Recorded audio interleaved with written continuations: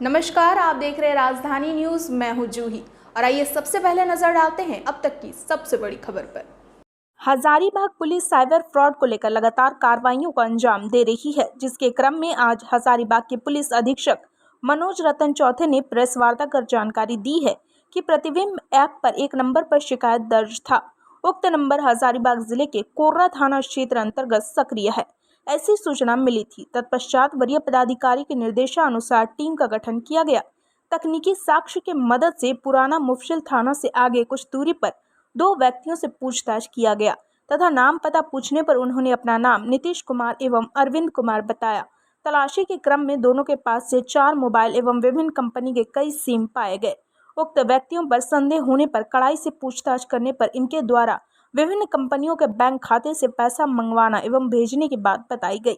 इनके द्वारा यह भी बताया गया कि इस काम में इन दोनों के अलावा 2 व्यक्ति और हैं जो मंटू लॉज के कमरा नंबर 16 में रहते हैं। तत्पश्चात अविलंब टीम के द्वारा मंटू लॉज प्रस्थान कर उक्त दोनों व्यक्तियों को पकड़ा गया।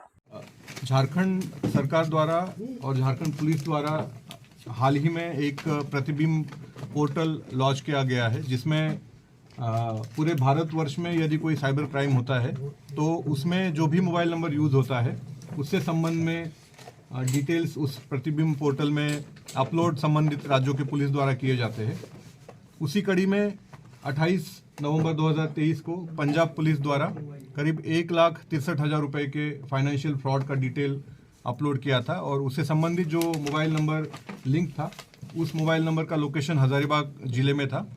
तो उस मोबाइल को ट्रैक करने के लिए और उससे संबंधित लोगों की गिरफ्तारी करने के लिए हम लोगों ने एक टीम का गठन किया था, जिसमें कोर्रा थाना प्रभारी और हमारे सदर इंस्पेक्टर ललित कुमार शामिल थे।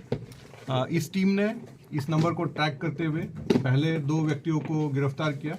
उनके पास से कई सारी आपत्तिजनक चीज़ें बरामद हुई, कई सारे मोबाइल और सिम कार्ड्स बरामद हुए हैं और उनकी जब हम लोगों ने कड़ाई से पूछताछ की है, उनके कड़ाई के पूछताछ के बाद इन्होंने बताया कि इनके और सहयोगी मंटू लॉज कोर्रा में रह रहे हैं। तो वहाँ जब छापेमारी की गई तो और 2 लोगों को हम लोगों ने वहाँ से गिरफ्तार किया।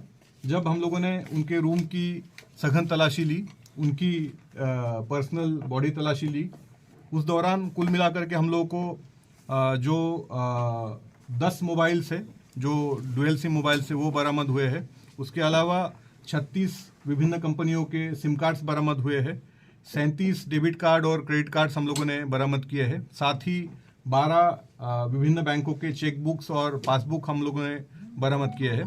महत्वपूर्ण बात यह है कि जो मोबाइल उस पंजाब वाले फ्रॉड में यूज़ हुआ था वो भी हम लोगों ने बरामद करने में सफलता अर्जित की है। इसके अलावा एक बाइक और एक SUV 4 व्हीलर व्हीकल हम लोगों ने बरामद किया है।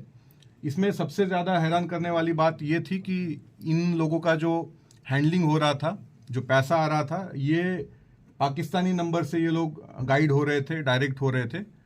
लगातार इनके अकाउंट में जो पैसा आ रहा था ये पाकिस्तानी हैंडलर्स द्वारा कंफर्मेशन उसका लिया जा रहा था और आगे इस पैसे को कहाँ भेजना है, कैसे भेजना है, उसके बारे में उस नंबर द्वारा इनको गाइड किया जा रहा था। बेसिक पूछताछ में अब तक इनके द्वारा बताया गया है कि करीब 50 म्यूल अकाउंट्स, जो कि भाड़े के अकाउंट्स होते हैं बैंक के, वो अकाउंट्स ये लोग हैंडल कर रहे थे और उन्हीं म्यूल अकाउंट्स में पैसा आता था। वो उस पैसे को इनके द्वारा ATM से कैश में निकाला जाता था और बाद में उसी पैसा को कुछ कमीशन रखते हुए बाकी पैसों को CDM के माध्यम से देश के विभिन्न बैंकों में डिपॉजिट किया जाता था। तो ये हम लोग को लग रहा है कहीं ना कहीं एक बड़ी साजिश है। इसका इंटरनेशनल कनेक्शन है, इंटरस्टेट रैमिफिकेशन से। तो हम लोग इसमें काफ़ी गंभीरता से जांच कर रहे हैं और मुझे लगता है कि जब हमारी जांच पूरी हो जाएगी तो कहीं ना कहीं एक बड़ा मॉड्यूल सामने आने की हम लोग को लगता है कि एक अपेक्षा हम लोग रख रहे हैं। अभी दिन भर की तमाम बड़ी खबरों के लिए आप इसी तरह हमारे साथ बने रहें और हमारे चैनल को लाइक और सब्सक्राइब करना ना भूलें।